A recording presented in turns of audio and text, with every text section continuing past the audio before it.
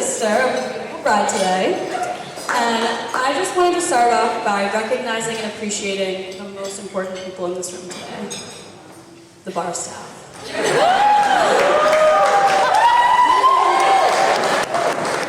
When we were younger, because of our age difference, which is about 5 years, we didn't always want to do the same things.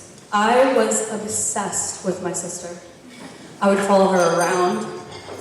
I would annoy her until she locked me out of her room. I would wear all the same clothes that she wore, and she wanted nothing to do with it.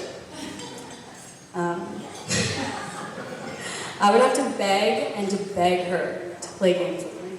And she would agree, but only on her own terms. For example, the first game I remember playing with my sister was when I was about 3 years old. We were reenacting the movie Titanic, specifically the final scene between Jack and Rose. She was on the couch, pretending to be Rose, floating on the wooden frame. I was on the ground, pretending to be Jack in the water. We held hands dramatically and repeated the infamous lines, "I'll never let go." With a quick and aggressive pull of my arm, my sister dislocated my right shoulder. I was rushed to the hospital, and they reset my arm and sent me home for some much-needed rest. Later that night, my sister tossed and turned in bed. With guilt, you would assume, but no. Naturally, she thought I'd faked my injury for attention. Of course, she had to test this theory, so at night, she snuck into my room and pulled my arm for a second time. And I woke up screeching at the top of my lungs. I remember another time, I was hassling her for about 30 minutes while she was on the computer. She finally turned to me and she said, "Okay, I have a game." I jumped up and down with excitement. She said, "It's called Slave.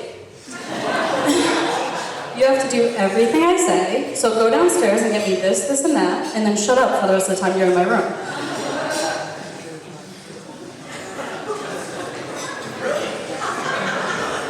And with that, Ryan, God bless you for taking on this lifelong game that we've played.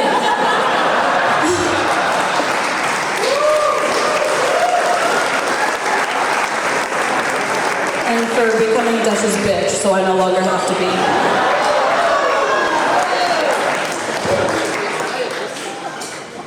The best advice my sister ever gave me was before my first day of high school. She said something to me that's affected how I present myself to this day, whether that's a work setting, a social setting, or a education setting. She said there's no reason to be intimidated by anyone, regardless of who they are or what status they hold. Just all you have to do is walk through those halls with your head held high, with all the confidence in yourself. Just be nice and social with everyone. This is something I still apply to my life every single day, and it's the reason I'm so popular and successful now.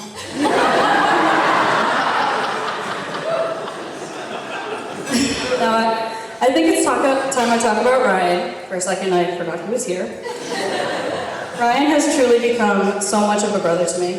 He's always invited me to come over and hang out, go to sushi, pool days, or even just taking me to the park. He gives me a lot of useful advice on various issues in my life, such as work conflicts, friend drama, boys, etc. But the one thing I refuse to take any more advice on from him is how to stay hip. Now, he's constantly bragging about how mature and classy he is. And to prove how mature he isn't, I would like to read off some of my favorite texts from him.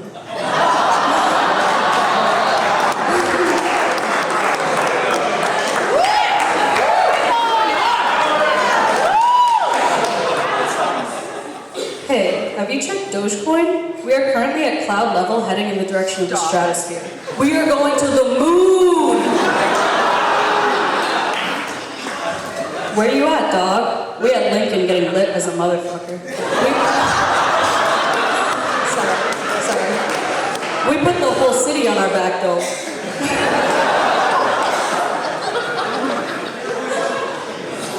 Don't you think I would look heat in this sick new outfit? Heat is a dope word, right? Heat slaps.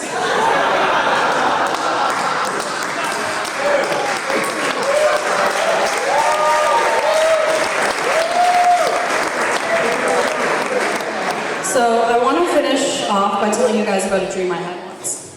I was a time traveler, and my method of travel was by dream. jetpack.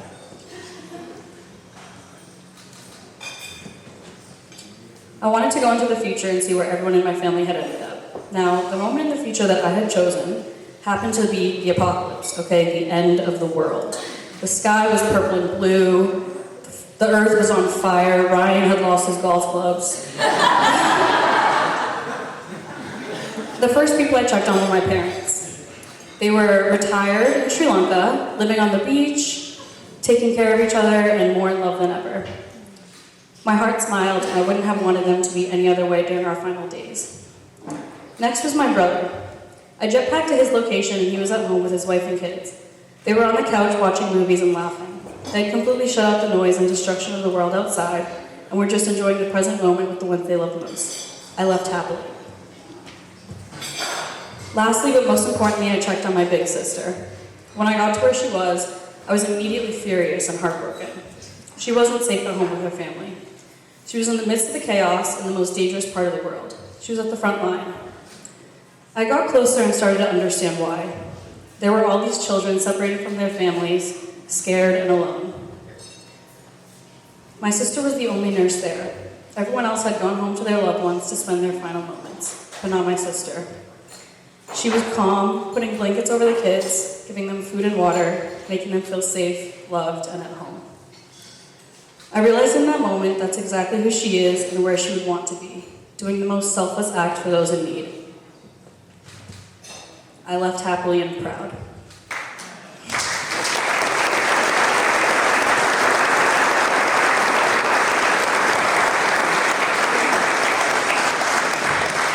Now that we're older, the roles between my sister and I have completely reversed.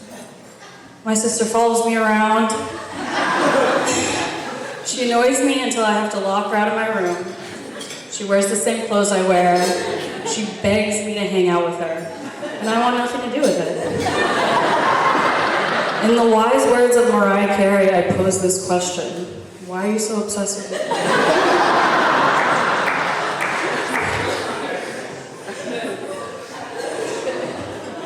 As time goes on, I realize more and more that my older sister is clingy because I owe her for all the time she spent being alive without me. And I'll happily spend the rest of my life making up for it. I love you, Mimi.